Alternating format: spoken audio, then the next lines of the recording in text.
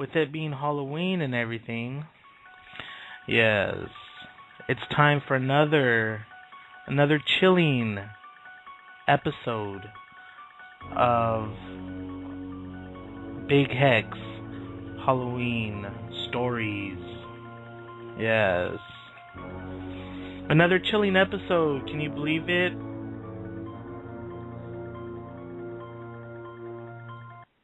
Yeah. Yeah, so here we go. It's about a woman persecuted for her religious beliefs. We all know what that means, right? No, she wasn't gay. Stop it. She wasn't gay.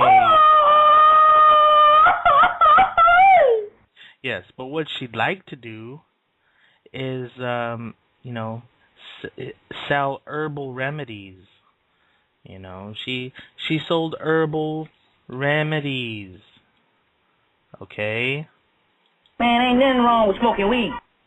And she lived deep in the forest, and there was a village nearby. Okay?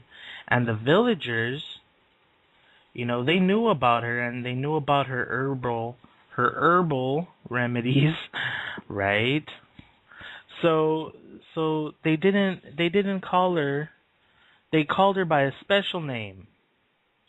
Órale. They called her La Bruja. Yes. And they said she was a witch. And no one dared to cross into her part of the woods,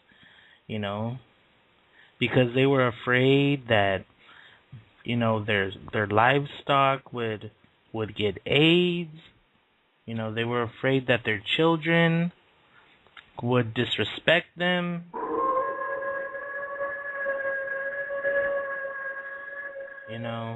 Yeah. That their grandparents would start to speak coherently again, and it was just they were just afraid of her. They were afraid of La Bruja. It's true. And then, all of a sudden, little girls in the village began to disappear one by one, and no one could find out where they had gone. The families searched the woods, all the little caves out there in the forest, all the houses and the barns, and there was still no sign of the missing girls, And a few brave men even went down to La Bruja's house.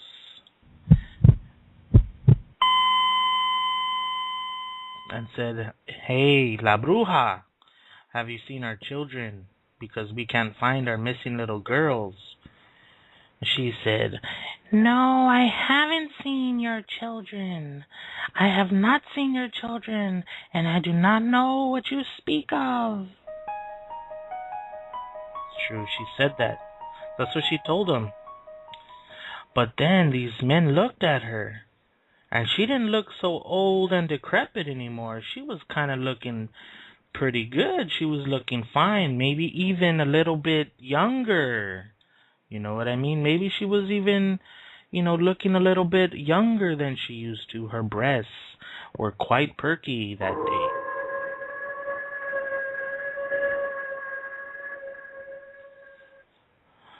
And the people of the village were very suspicious, but they could find no proof that La Bruja had something to do with it.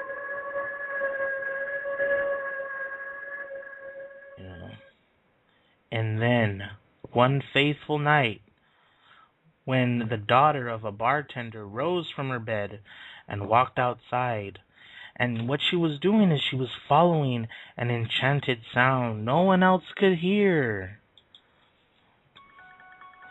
The bartender's wife had a toothache, and she was sitting up that night, and she noticed the daughter going out into the woods, following the enchanted sound. She screamed for her husband and followed the girl out the door. The bartender came running in his nightshirt, They tried to restrain the girl, but she kept breaking away from them, heading out into the woods toward La Bruja's house. Yeah. True story, too. You know what? Let me just say, this is a true fucking story. I kid you not. This really fucking happened. You know? The desperate cries of the parents, of the bartender and his wife, woke up the neighbors nearby. They came to assist in the rescue of the poor little girl that had wandered into the woods. Suddenly, a sharp-eyed farmer gave a shout and pointed towards a strange light at the edge of the woods. They followed him out into the field and saw La Bruja standing there.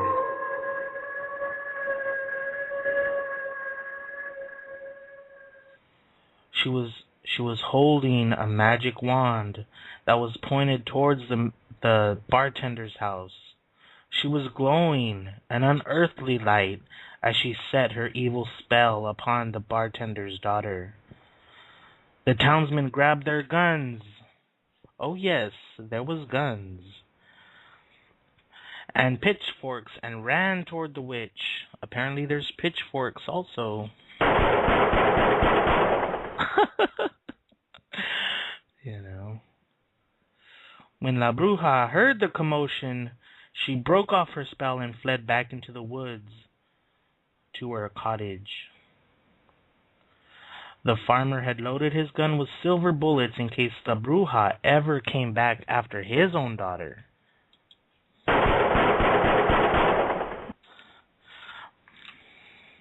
So with the silver bullets in hand, the farmer aimed at La Bruja and shot her dead.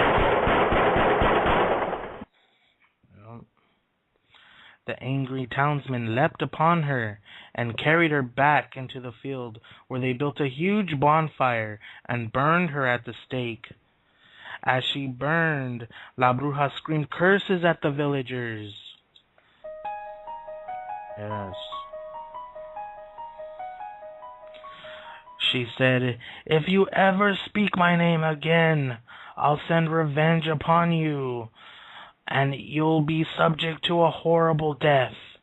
And with the fire and the blazing of the bonfire just coming up out of her neck and out of her face, she cursed them and said, "I dare you to mention my name again, for it is not La Bruja, but Maria del Sangre."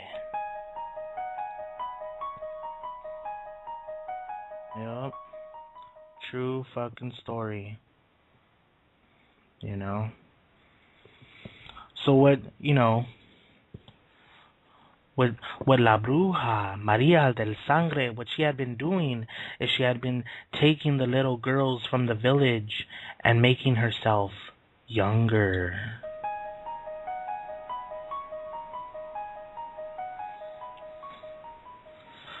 So from that day to this one, anyone foolish enough to mention her name 3 times before a mirror will summon the vengeful spirit of La Bruja.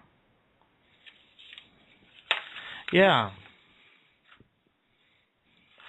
Bloody Mary. Bloody... Yeah. And so is the story of Bloody Mary.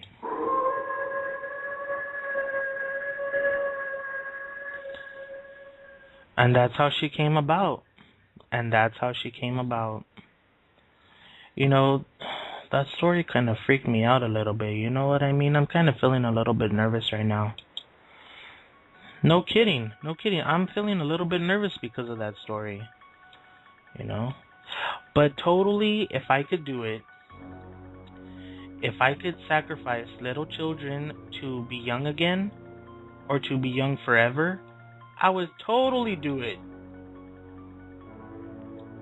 I would totally do it. Forget about it, man. Totally. Yeah, it's not a bad idea being young forever. You know, who wants to get old? I could totally sympathize with La Bruja, Maria del Sangre. I could totally sympathize with her. I mean, who wants to be exiled just because you're an old wrinkly little bitch? You know? Honestly. Yeah. So, yeah. Trip on these leprechauns and we'll be back.